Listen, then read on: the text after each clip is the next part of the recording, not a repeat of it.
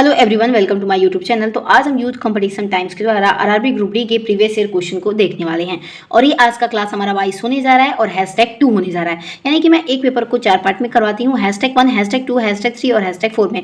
और इसमें हम जीके, जीएस, मैथ और रीजनिंग सभी क्वेश्चन को डिस्कशन करने वाले हैं। तो चलिए आइए क्वेश्चन की तरफ पढ़ते हैं।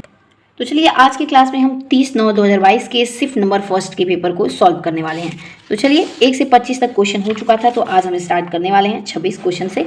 तो चलिए देखिए यहाँ पे हमारा क्वेश्चन दिया हुआ है कि 216 उसका पावर 2/n बराबर 36 है, तो n का हमें मान ज्ञात करना है। तो चलिए इस क्वेश्चन को हम सॉल्व करके दिखा देते हैं। 216 की पावर 2/n दिया है, बराबर हमारा 36 दिया है।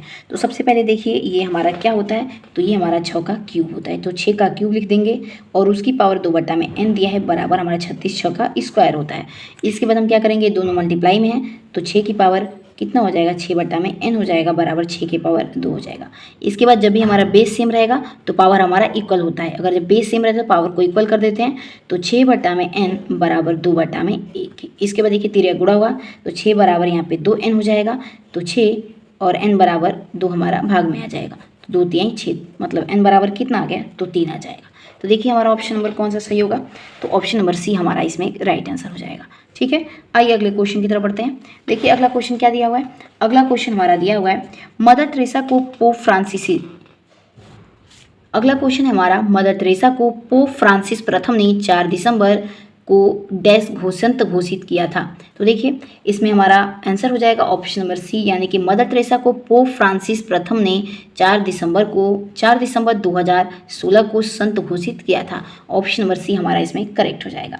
और वही इसमें बात कर लेते हैं। देखिए इंपॉर्टेंट दिया है, निस्वार्थ सेवा करने वाली मदर टेरेसा ने साल 1950 में कोलकाता में मिशनरीज ऑफ चैरिटी की स्थापना की थी। ये भी पूछा जा सकता है कि मिशनरीज ऑफ चैरिटी की स्थापना किसके द्वारा की गई थी, तो मदर टेरेसा के द्वारा कोलकाता में। कब, तो 1950 में। देखिए अगला क्वेश्चन है, अगला क्वेश्चन हमारा दिया है 5, 15, 20 के लघुत्तम समापवर्तक और महत्तम समापवर्तक का अनुपात कितना होगा। तो सबसे पहले हम लसा निकालेंगे, उसके बाद हम मसा निकालेंगे और दोनों का क्या बताना है, रेशियो यानी कि अनुपात। तो चलिए इसको फाइंड आउट करते हैं।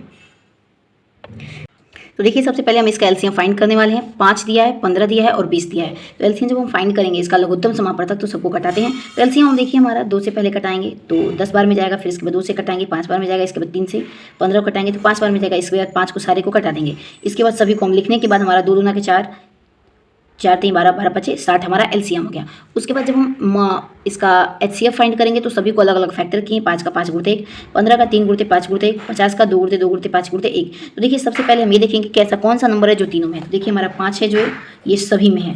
पहले तो 5 हो गया, इसका एचसीएफ में जब हम लिखेंगे तो 5 हो गया। और इसके बाद कोई भी नंबर दोबारा नहीं आ रहा है, यानी कि 3 भी सब में नहीं है, 2 भी सब में नहीं है। इसके बाद 1 आ रहा है तो 1 को कर देंगे मल्टीप्लाई इसमें, तो एचसीएफ हमारा कितना आ गया, 5 आ गया। तो एचसीएफ हमारा 5 आ गया इसमें। तो इसके बाद पूछा है कि एलसीएम और एचसीएफ का अनुपात कितना है, तो एलसीएम हमारा 60 आ गया है।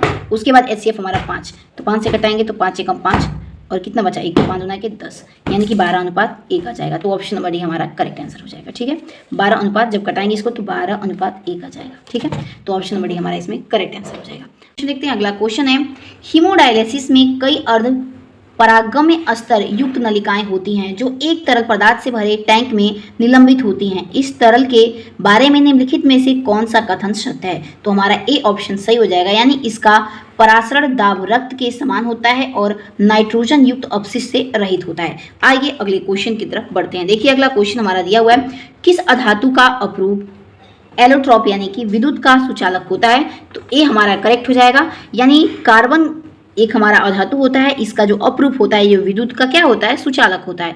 तो ऑप्शन नंबर ए हमारा इसमें करेक्ट आंसर हो जाएगा। चलिए अगला क्वेश्चन देखते हैं। देखिए अगला क्वेश्चन हमारा दिया गया है, दिए गए विकल्पों में से भारतीय संविधान द्वारा प्रदत्त मौलिक अधिकारों के सही समूह का चयन करना है। तो करेक्ट आंसर हमारा सी हो जाएगा, यानी कि ए बी और डी हमारा सही है, यानी ए बी और डी सही हो जाएगा। यानी कि समता का अधिकार होता है, धर्म की स्वतंत्रता का अधिकार होता है और संवैधानिक उपचारों का अधिकार होता है। तो ऑप्शन नंबर सी हमारा एकदम करेक्ट हो जाएगा, यानी हमारा इसमें ऑप्शन नंबर सी बिल्कुल करेक्ट दिया गया है। आइए अगले क्वेश्चन की तरफ बढ़ते हैं। देखिए अगला क्वेश्चन दिया है, महानदी तंत्र भारतीय प्रायद्वीप में तीसरी सबसे बड़ी नदी और डैश सबसे बड़ी नदी है। तो देखिए हमारा इसमें करेक्ट आंसर, तो इसमें देखिए हमारा ऑप्शन नंबर सी करेक्ट हो जाएगा, यानी कि महानदी तंत्र भारतीय प्रायद्वीप में तीसरी सबसे बड़ी नदी है और उड़ीसा की सबसे बड़ी नदी है। तो इसमें ऑप्शन नंबर हमारा सी करेक्ट आंसर हो जाएगा। चलिए नेक्स्ट क्वेश्चन की तरफ बढ़ते हैं। नेक्स्ट क्वेश्चन देखते हैं। अगला हमारा क्वेश्चन दिया हुआ है, अरुण किरण का भाई है, उनकी आयु का अंतर 20 वर्ष है। यदि 5 वर्ष पूर्व अरुण की आयु किरण की तात्कालिक आयु की 5 गुनी थी तो अरुण की वर्तमान आयु वर्ष में क्या करनी है, ज्ञात करनी है। तो देखिए सबसे पहले हमको अरुण की आयु तो पता नहीं है और ना ही किरण की, तो अरुण की आयु को x मान लेंगे और किरण की वर्तमान आयु को y मान लेते हैं। इसके बाद देखिए क्वेश्चन बोला है कि दोनों का अंतर दोनों का जो अंतर है वो 20 वर्ष है, तो x माइनस वाई हमारा 20 वर्ष हो गया। ये हमारा पहला इक्वेशन बन गया।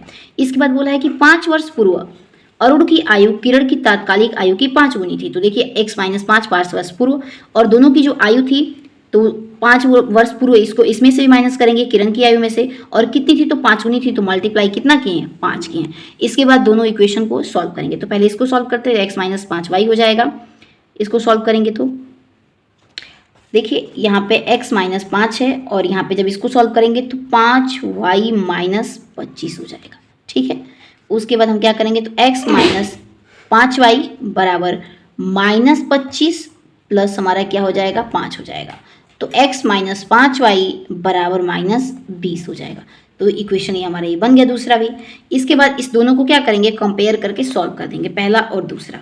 जब हम सॉल्व करेंगे दोनों को तो देखिए पहला इक्वेशन क्या था हमारा, x माइनस वाई बराबर 20 है और दूसरा हमारा क्या था x माइनस 5y बराबर क्या है तो माइनस 20 है। इसके बाद दोनों को घटाएंगे यानी कि माइनस कर देंगे।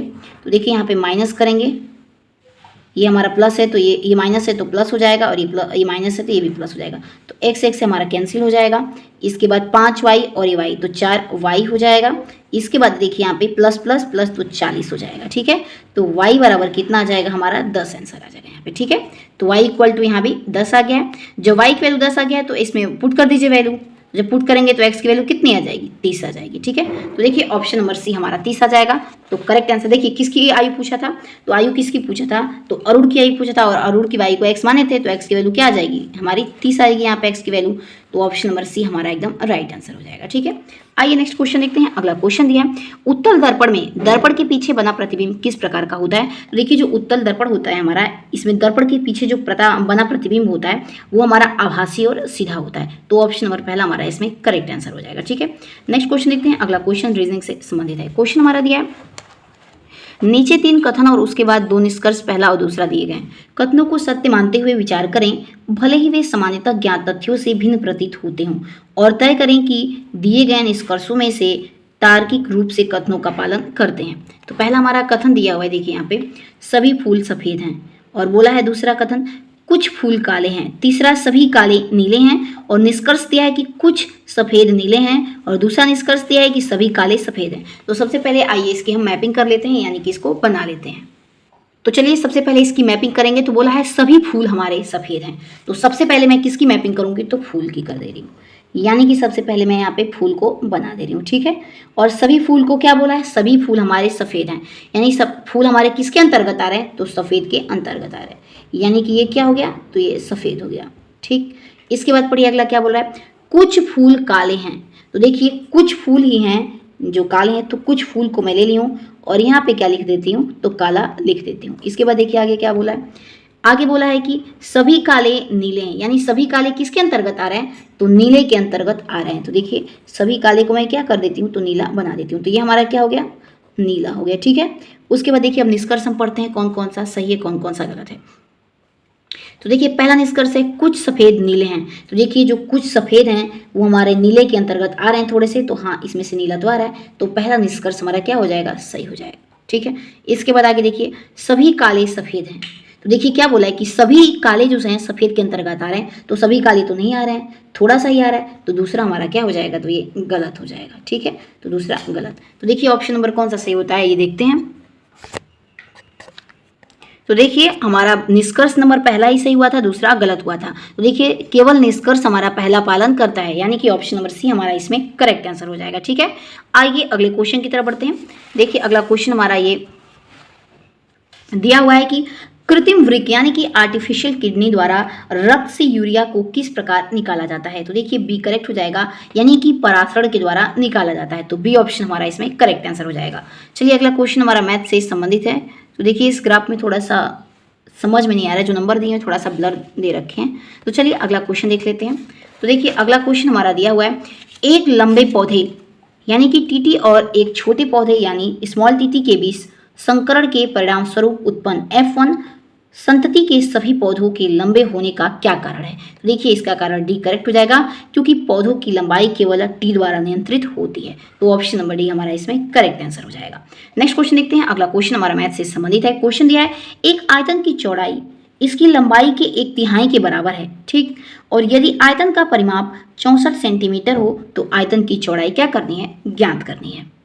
तो चलिए हम क्वेश्चन को सॉल्व करते हैं। देखिए दिया है, एक आयतन की चौड़ाई इसकी लंबाई के 1/3 है, यानी कि लंबाई हमारा x मान लेते हैं, तो उसकी चौड़ाई क्या है, इसकी लंबाई का ही 1/3 है। तो या तो आप x मल्टीप्लाई 1/3 करिए, बात तो वही आएगी, तो x/3 में कर दी हूँ। देखिए तो चलिए देखिए क्वेश्चन हमारा दिया है, एक आयत की चौड़ाई इसकी लंबाई की 1/3 है। तो सबसे पहले लंबाई हमारी x हो गई मान लेते हैं, चौड़ाई कितना है, लंबाई का 1/3, तो लंबाई हो गया और गुणते 1/3, तो x/3 मल्टीप्लाई करेंगे तो आ जाएगा, ठीक है।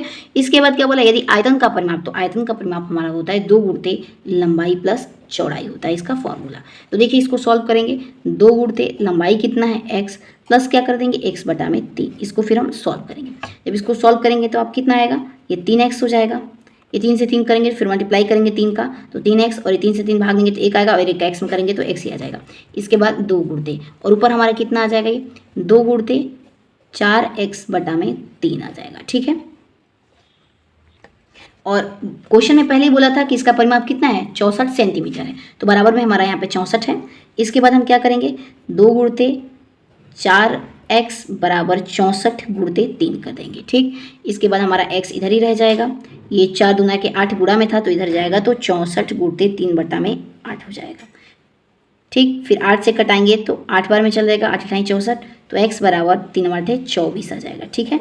और क्वेश्चन क्या बोला था, तो आयत की चौड़ाई ज्ञात कीजिए। तो लंबाई हमारी क्या माने थे हम, लंबाई को हमने x माना था, तो x की वैल्यू कितनी आ गई हमारी, 24 आ गई।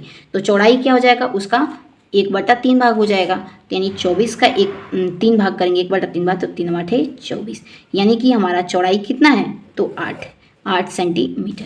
देखिए कौन सा करेक्ट आंसर हो जाएगा, तो ऑप्शन नंबर डी हमारा इसमें राइट आंसर हो जाएगा, ठीक है। आइए अगले क्वेश्चन की तरफ अब हम बढ़ते हैं। देखिए अगला क्वेश्चन क्या दिया हुआ है। क्वेश्चन हमारा दिया है कि यह प्रश्न नीचे दी गई 5 3 अंकी संख्याओं पर आधारित है, जैसे 423, 875, 652, 246, 168। यदि दूसरी सबसे बड़ी संख्या के तीसरे अंक को, क्या बोला है कि दूसरी सबसे बड़ी संख्या के तीसरे अंक को सबसे छोटी संख्या के दूसरे अंक को जोड़ दिया जाए तो परिणाम क्या होगा। तो देखिए सबसे पहले हम नंबर देखते हैं। बोला क्या है कि यदि दूसरी सबसे बड़ी संख्या, तो दूसरी सबसे बड़ी संख्या हमारी कौन सी हो जाएगी, देखिए सबसे बड़ी संख्या हमारी कौन है, तो 875 है, ठीक है। उसके बाद दूसरी सबसे बड़ी क्या है, 652 है। तो वही बोला है कि यदि दूसरी सबसे बड़ी संख्या के तीसरे अंक को, तो देखिए दूसरी सबसे बड़ी संख्या 652 है और उसका तीसरा अंक क्या है हमारा, तो पहला दूसरा तीसरा हमारा 2 है, यानी कि 2 ले लेंगे। उसके बाद क्या बोला है, 2 को ले लेंगे, और बोला है कि संख्या के तीसरे अंक को सबसे छोटी संख्या के दूसरे अंक में जोड़ा जाए। तो सबसे छोटी संख्या कौन सी हमारी, तो देखिए सबसे छोटी संख्या 168 है, तो सबसे छोटी संख्या का दूसरा अंक कौन सा हो जाएगा सबसे छोटी, तो सबसे छोटी 168 है, तो उसका दूसरा अंक पहला दूसरा यानी 6 हो जाएगा। तो जोड़ना है दोनों को, तो +6 कर देंगे। तो उसके बाद हमारा आंसर क्या आ जाएगा, तो 8 आ जाएगा। तो देखिए देखते हैं ऑप्शन नंबर कौन सा सही होता है। तो देखिए इन दोनों को जोड़ने के बाद 6 और +2 करेंगे तो 8 हमारा आंसर आ जाएगा, यानी कि ऑप्शन नंबर भी हमारा इसमें करेक्ट आंसर हो जाएगा, ठीक है। आइए अगले क्वेश्चन की तरफ हम बढ़ते हैं। देखिए अगला क्वेश्चन हमारा दिया हुआ है, विद्युत चुंबकीय प्रेरक की परिघटना में धारावाही कुंडली और चुंबकीय क्षेत्र स्थैतिकी होने पर गैल्वेनोमीटर क्या होता है। तो देखिए ऑप्शन नंबर सी करेक्ट हो जाएगा, ये शून्य विक्षेपण प्रदर्शित करता है। तो ऑप्शन नंबर सी हमारा इसमें करेक्ट आंसर हो जाएगा।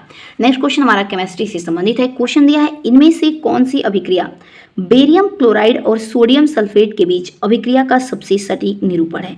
तो ऑप्शन नंबर बी हमारा करेक्ट हो जाएगा, यानी कि देखिए इसमें बोला है कि जब अभिक्रिया होगा तो दोनों रिएक्टेंट और प्रोडक्ट साइड में कौन सा सही होगा, तो Na2SO4 + BaCl और प्रोडक्ट साइड में BaSO4 + 2NaCl हो जाएगा। तो ऑप्शन नंबर बी हमारा इसमें करेक्ट आंसर हो जाएगा। नेक्स्ट क्वेश्चन देखते हैं अगला क्वेश्चन दिया है, निम्न में से कौन सी संख्या 9 से विभाज्य है। तो देखिए 9 के विभाजन का नियम ये होता है कि अगर बहुत ज़्यादा बड़ा अंक दिया है तो आप सभी अंकों को जोड़ लें, अगर वो 9 से भाग होता है तो 9 से डिविजिबल हो रहा है। तो देखिए ऑप्शन नंबर पहला हमारा ये 9 से विभाज्य होगा, जैसे कि 3 + 1 प्लस 3 प्लस 2 को करेंगे तो हमारा 9 हो जाएगा, 9/9 करेंगे तो हमारा 1 आ जाएगा। मान लीजिए बहुत ज़्यादा बड़ा हमारा संख्या दिया हुआ है तो उसको आप जोड़ करके देख सकते हैं कि 9 से भाग हो रहा है कि नहीं। तो ऑप्शन नंबर पहला हमारा ये करेक्ट आंसर हो जाएगा। ठीक है, नेक्स्ट क्वेश्चन देखते हैं। अगला हमारा क्वेश्चन दिया है, यदि रीजन शब्द के प्रत्येक स्वर को अंग्रेजी वर्णमाला क्रम में उसके ठीक बाद आने वाले अक्षर से और प्रत्येक व्यंजन को अंग्रेजी वर्णमाला क्रम में उसके ठीक पहले आने वाले अक्षर से बदल दिया जाए और इस प्रकार बने शब्द के सभी अक्षरों को वर्णानुक्रम में व्यवस्थित किया जाए तो बाएं से चौथे स्थान पर कौन सा अक्षर होगा। तो सबसे पहले देखिए क्या बोला है कि रीजन शब्द के प्रत्येक स्वर को अंग्रेजी वर्णमाला क्रम में उसके ठीक बाद आने वाले अक्षर से और प्रत्येक व्यंजन को अंग्रेजी वर्णमाला क्रम में उसके ठीक पहले आने वाले अक्षर से बदला जाए। यानी कि जो भी हमारे स्वर होंगे उसको हम कैसे चेंज करेंगे, तो ठीक बाद वाले अक्षर से, और जो भी हमारे व्यंजन दे रखे हैं उसको उसके ठीक पहले आने वाले अक्षर से। ठीक है, तो देखिए हमारा फिर रीजन शब्द दिया हुआ है, इसमें से हमारा देखिए स्वर कौन सा होता है, तो हमारा ए, ई, आई, ओ, यू, ये सभी हमारे स्वर होते हैं। जैसे कि ई हो गया, ए हो गया, ई और ए हो गया और ओ हो गया।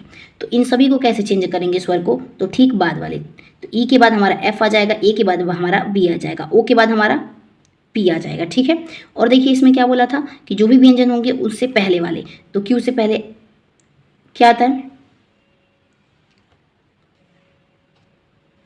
और देखिए इसमें व्यंजन को कैसे चेंज करना है, तो व्यंजन को अंग्रेजी वर्णमाला क्रम के उसके ठीक पहले आने वाले अक्षर से बदला जाएगा। ठीक है, तो आर से पहले हमारा क्यू आ जाएगा, उसके बाद एस से पहले हमारा आर आ जाता है और एन से पहले हमारा एम आता है। तो चेंज करने के बाद फिर इसको चेंज करने के बाद क्या बोला है कि इसको कैसे लगाना है, वर्णानुक्रम में व्यवस्थित करना है, यानी कि अक्षरों में सबसे पहले कौन आता है, तो बी एफ आ जाएगा, फिर एम पी क्यू आर आ जाएगा। उसके बाद क्या बोला है, तो बाएं से चौथे स्थान पर कौन सा अक्षर होगा, तो दाएं यानी कि पीछे से करते, लेकिन ये बायां बोला है तो आगे से देखिए, तो पहला, दूसरा, तीसरा, चौथा, चौथे पर कौन आ रहा है, तो पी आ रहा है, यानी कि ऑप्शन नंबर हमारा बी एकदम करेक्ट आंसर हो जाएगा। ठीक है, नेक्स्ट क्वेश्चन देखते हैं। अगला क्वेश्चन देखिए क्या दिया है, अगला हमारा मैथ से संबंधित है। क्वेश्चन है, यदि 11, 15, 13 P और 10 का समांतर माध्य 11 है तो P का मान ज्ञात करिए। तो देखिए सबसे पहले हम क्या करेंगे, समांतर माध्य में हम सबको जोड़ लेते हैं, और समांतर माध्य कितना दिया है उसका 11, और बटा में जितना नंबर होता है, तो 11 + 15 + 13 + P + 10 बटा में कितना हो गया, 5 = 11 हो गया। ठीक है, उसके बाद देखिए हम क्या करते हैं, सबको जोड़ने के बाद हमारा 49 हो जाएगा। 49 P बराबर 5 को उधर भेजेंगे तो 11 से गुणा होगा तो 55 हो जाएगा। उसके बाद हम P बराबर लिख देंगे 55 - 49, तो P बराबर हमारा कितना आ जाएगा, 6। तो ऑप्शन नंबर सी हमारा एकदम करेक्ट आंसर हो जाएगा। ठीक है, तो चलिए दोस्तों मिलते हैं अपने अगले वीडियो में। अगर वीडियो पसंद आए तो इसे अधिक से अधिक लाइक एंड सब्सक्राइब करना नहीं भूलिएगा। तब तक के लिए अपना ध्यान रखिए। जय हिंद, जय भारत।